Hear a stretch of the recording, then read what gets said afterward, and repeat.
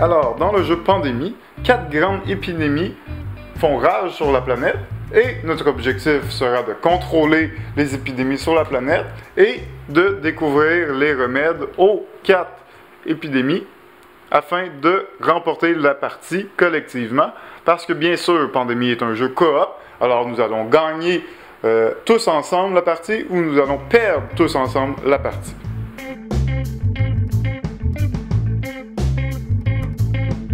Donc pour la mise en place, nous allons commencer par placer la pile de cartes joueurs ici sur la case cartes joueurs du plateau.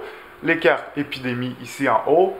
Ici on a un marqueur pour nous indiquer la vitesse de propagation. Nous allons placer sur la première case à gauche. Nous avons un autre marqueur ici d'éclosion que nous allons placer sur la case 0. Nous allons placer un petit centre de recherche sur Atlanta. Et les 4 remèdes, nous allons les placer sous le plateau correspondant à leur couleur. Ensuite, chaque joueur va prendre au hasard un des rôles, un des personnages du jeu. Donc, si par exemple, je fais un exemple à 3 joueurs, au hasard, nous allons piger 3 rôles pour les 3 joueurs. Le médecin, le scientifique et l'expert aux opérations. Et nous allons placer chacun des pions de la même couleur présent dans la partie sur la case de Atlanta où nous allons commencer la partie. Nous allons ensuite distribuer 2 cartes joueurs à tous les joueurs. Et puisque c'est un jeu coop, tous les joueurs pourront jouer face visible, donc placer leurs cartes devant eux, face visible, afin que tous les autres joueurs puissent voir qu'est-ce qu'ils ont entre les mains. Enfin, nous allons devoir établir la difficulté de jeu. Pour une partie d'introduction, nous allons prendre 4 cartes épidémie. Pour une partie standard, nous allons prendre 5 cartes épidémie. Et pour une partie héroïque, nous allons prendre 6 cartes épidémie.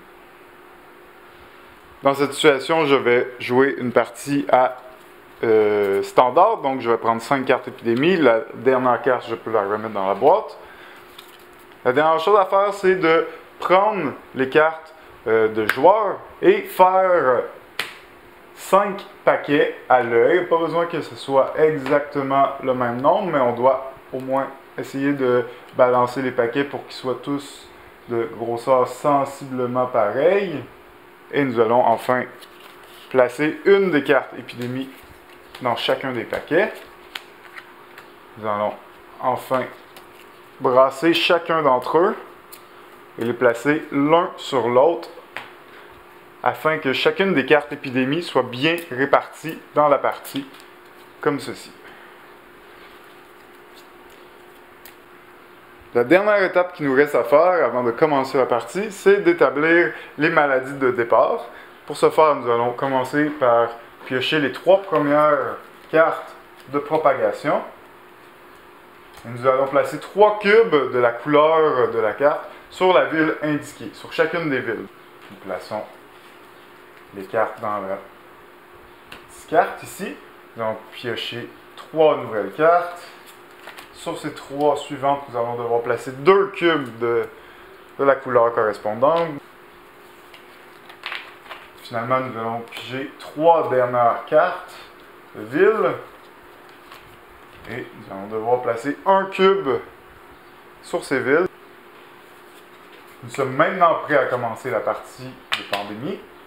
Nous allons établir au hasard un premier joueur et le premier joueur pourra commencer à exécuter ses actions.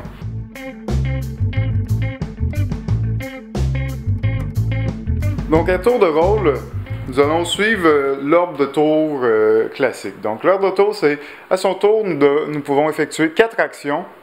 Ensuite, lorsque nos 4 actions sont faites, nous allons devoir piocher 2 cartes joueurs.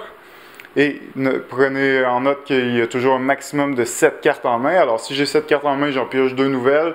Je vais devoir en défausser immédiatement 2 pour remettre ma main à 7. Et enfin, je vais piocher une carte.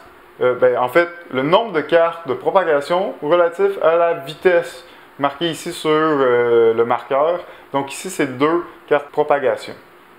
Je vais commencer par expliquer les actions possibles à faire à notre tour. Donc pour une action, un joueur se déplace vers une ville qui est reliée par une ligne à la ville où il se trouve en ce moment. Pour une action, je peux faire un vol direct. Le vol direct me demande de défausser une carte de ville dans ma main. Alors, par exemple, si j'avais Bagdad, je dis, OK, pour une action, je défausse Bagdad et je prends mon personnage que je téléporte directement à Bagdad. Donc, ceci m'a coûté une action et une carte de ma main. La troisième action possible de faire est donc un vol nolisé. Pour effectuer un vol nolisé, le joueur devra prendre une carte dans sa main et la carte qu'il prendra dans sa main devra correspondre à la ville où il est situé en ce moment. Donc, dans cet exemple-ci, si j'étais à Bagdad et que j'avais la carte de Bagdad entre les mains, je pourrais, pour une action, défausser ma carte et, en faisant mon vol nolisé, ça me permet d'aller où je veux sur la planète. Donc, je pourrais me téléporter dans n'importe quelle ville que je souhaite aller. La dernière action de déplacement possible à faire à son tour, c'est que, vous avez vu, pour commencer la partie, nous avons un centre de recherche ici qui commence à Atlanta. Durant la partie, il va être possible de positionner et de créer des nouveaux centres de recherche. Si j'avais un autre centre de recherche ici, et que mon joueur était situé à Atlanta, pour une action, je peux effectuer un transport d'une station de recherche vers une autre station de recherche. La cinquième action possible de faire à son tour est de construire une station de recherche. Pour construire une station de recherche, je dois défausser une carte de ville et une carte de ville dans laquelle mon pion se trouve évidemment. Pour une action, je défausse la carte de ville et je positionne cette nouvelle station de recherche dans la ville correspondante. La sixième action possible, comme je vous ai dit, durant la partie, les joueurs vont accumuler un certain nombre de cartes de ville. Les cartes de ville donc ont tous des couleurs. Pour découvrir un remède, un joueur doit avoir en sa possession 5 cartes de la même couleur. Lorsque j'ai 5 cartes accumulées dans ma main de la même couleur, il va être possible pour moi de découvrir le remède. Par contre, pour découvrir le remède, je dois avoir donc les 5 cartes d'une même couleur et je dois aussi être situé dans une station de recherche. Dans cette situation, je veux découvrir la maladie rouge. Il est important de noter aussi que j'ai seulement besoin d'être dans une station de recherche, même si cette station de recherche-là est sur des villes noires ou des villes bleues, peu importe où la station de recherche est située. Tout ce que j'ai besoin de faire, c'est me diriger vers la station de recherche. Et à mon tour, pour une action, je défausse toutes les cartes, les 5 cartes donc de la même couleur, et je peux enfin monter le petit marqueur pour indiquer que nous avons collectivement découvert le remède rouge. Alors, comme vous pouvez voir durant la partie, il y a des cubes qui vont s'accumuler. La septième action que je peux faire à mon tour, c'est, pour une action, je retire un cube de la ville. Donc, je pourrais à mon tour dire, si j'étais situé dans cette ville, je pourrais dire, pour 3 actions, je retire 3 cubes de la même couleur. Ou de couleurs différentes, évidemment. Finalement, la dernière action possible de faire, c'est de partager les connaissances. C'est-à-dire qu'un joueur donne une carte à un autre joueur. Par exemple, si un joueur avait 4 cartes jaunes entre ses mains, un autre joueur pourrait dire « Ah, moi j'ai la carte de Los Angeles, je pourrais te la donner afin que tu puisses compléter le remède. » Il n'est pas possible de compléter un remède avec 2 joueurs dans une station de recherche, évidemment. Il faut absolument qu'une seule personne possède les 5 cartes de la même couleur entre les mains. Si un joueur avait 4 cartes et que moi j'avais la carte de Los Angeles, pour partager une connaissance, il est absolument nécessaire que les 2 joueurs soient sur la même case, premièrement, et soit sur la case de la carte que l'on souhaite remettre à un autre joueur. Donc, si j'étais blanc, je pourrais me déplacer ici. Le orange, éventuellement, pourrait se retrouver à Los Angeles. Et autour du blanc, donc à mon tour, pour une action, comme nous sommes les deux situés à Los Angeles, je pourrais lui remettre la carte de Los Angeles dans ses mains.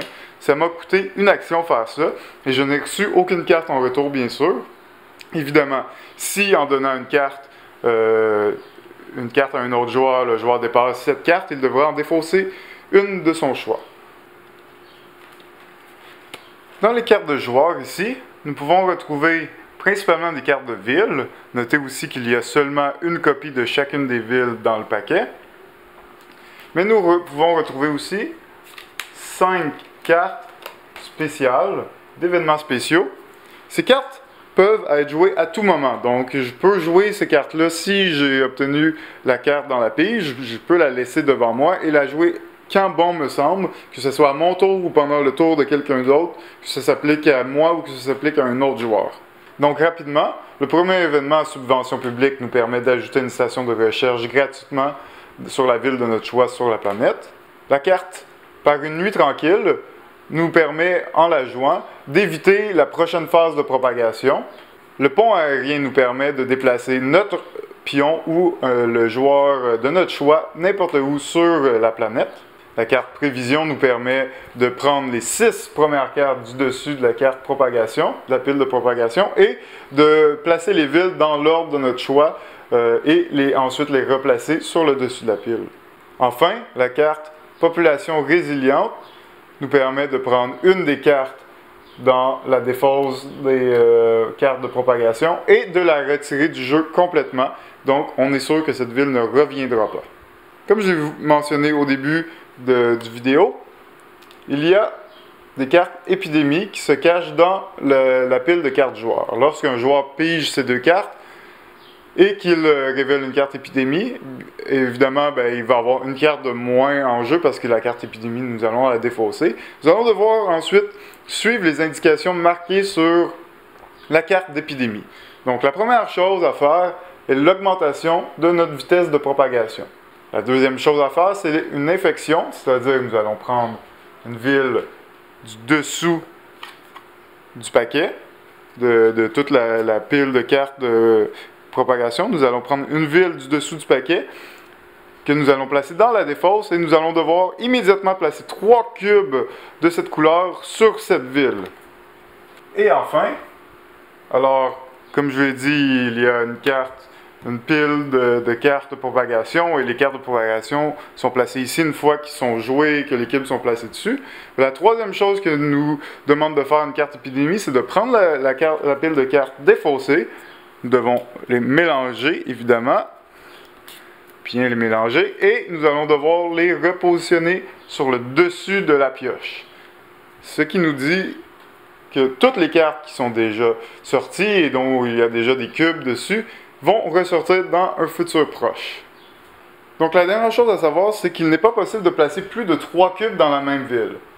Si dans cet exemple, je devais tirer des cartes propagation et que la carte de Paris apparaissait dans les cartes pigées, je ne pourrais pas placer un cube dans Paris puisqu'il y en a déjà 3. Ce que je vais devoir faire alors, c'est de placer un cube dans chacune des villes adjacentes à Paris et donc connectées par une ligne. La deuxième chose que je dois faire, c'est augmenter le marqueur d'éclosion puisque lorsqu'on ne peut pas placer un cube supplémentaire dans une ville et qu'on doit en placer dans toutes les villes adjacentes, ça crée une éclosion et ça fait avancer le marqueur ici d'éclosion. Notez aussi que si notre marqueur d'éclosion se rend à un certain point dans la partie à la tête de mort, évidemment, la partie est terminée et nous avons misérablement perdu. Pour les éclosions, il est bien sûr possible qu'une double éclosion ait lieu, c'est-à-dire si je dois rajouter un cube dans Paris et que ce n'est pas possible, je vais en rajouter un dans chacune des villes adjacentes. Et évidemment, je dois en rajouter une ici dans une autre ville, et ce qui crée une nouvelle éclosion. Alors, je vais devoir placer encore une fois un nouveau cube dans toutes les villes adjacentes, sauf dans la ville qui vient de créer l'éclosion, évidemment. Et dans ce cas-ci, je vais devoir avancer mon marqueur d'éclosion de 2, puisque ça crée 2 éclosions. Lorsqu'un joueur a terminé ses actions, donc de faire ces 4 actions, la deuxième chose qu'il doit faire, c'est piocher 2 cartes. Évidemment, si il pioche une carte épidémie, on doit résoudre immédiatement l'épidémie et faire ce qui est indiqué sur la carte. Et finalement, on doit piger un nombre de cartes propagation égal à notre marqueur. Pour l'instant, notre marqueur est encore à 2, alors je vais piger 2 cartes et rajouter un cube dans chacune de ces villes.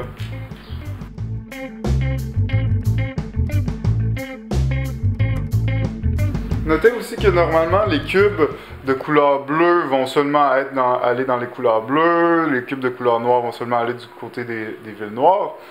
Sauf que lors d'une éclosion, des cubes bleus peuvent se ramasser des cubes d'une couleur peuvent se ramasser dans des villes d'une autre couleur.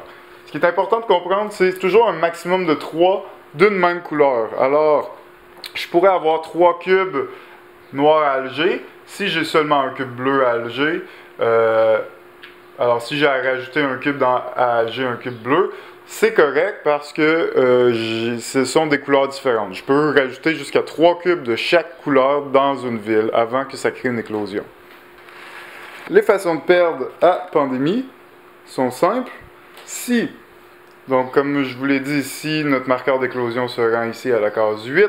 Nous allons immédiatement perdre la partie collectivement. Si nous arrivons à la fin des cartes et qu'un joueur doit piger une nouvelle carte et il n'y en a pas assez dans le paquet, nous allons immédiatement perdre la partie. Et si, à un certain point, nous devons rajouter des cubes d'une certaine couleur sur le plateau et qu'il n'y en a pas assez, qu'il n'y en a plus de disponibles de cette même couleur, alors nous avons perdu la partie. La seule façon de remporter la partie, évidemment, est de découvrir les 4 remèdes pour les 4 maladies. Notez aussi une chose importante, c'est que lorsque, par exemple, si nous avions collectivement découvert la maladie rouge, premièrement, chaque joueur, lorsqu'on est dans une case rouge, va seulement nous coûter une action pour enlever tous les cubes présents dans la ville.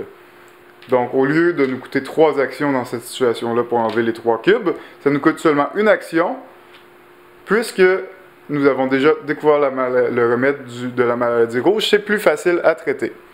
Notez aussi que si jamais nous avons réussi à éliminer tous les cubes rouges du plateau, ou tous les cubes d'une maladie que nous avons découvert le remède, comme dans cette situation-là, nous avons éliminé tous les cubes rouges du plateau et étant une maladie que nous avons découvert, un remède que nous avons découvert, alors nous allons placer le marqueur de l'autre côté pour dire que la maladie elle est annihilée et donc elle ne pourra jamais revenir. Donc à chaque fois que nous allons piger une carte rouge, nous n'allons pas piger de nouveaux cubes.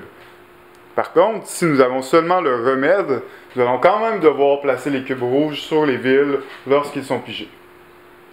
Chaque joueur au début de la partie a pigé un rôle.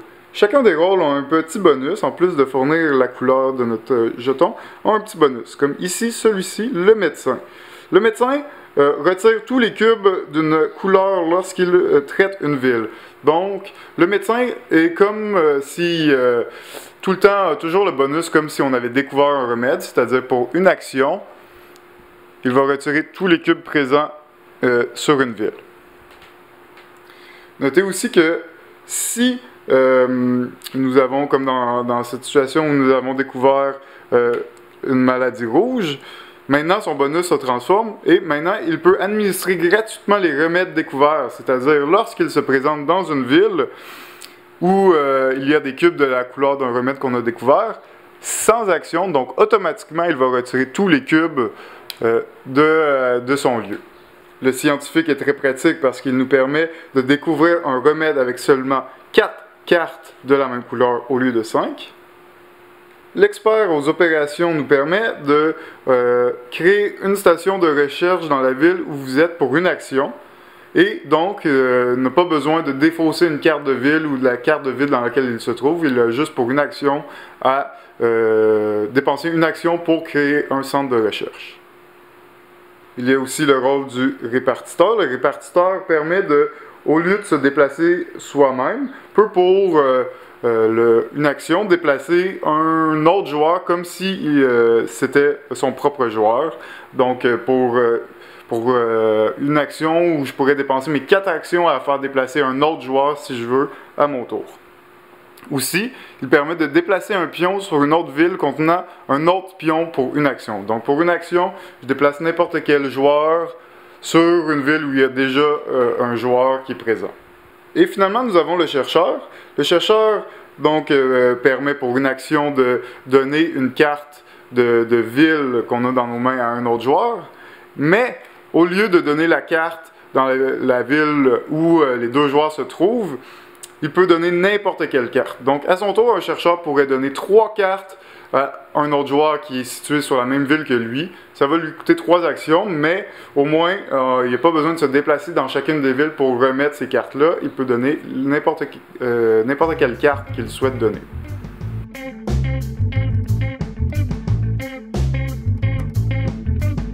Alors, nous allons continuer comme ça, à tour de rôle, chaque joueur va faire ses 4 actions, piocher ses 2 cartes de cartes joueurs et piocher le nombre de cartes de propagation relatif au marqueur.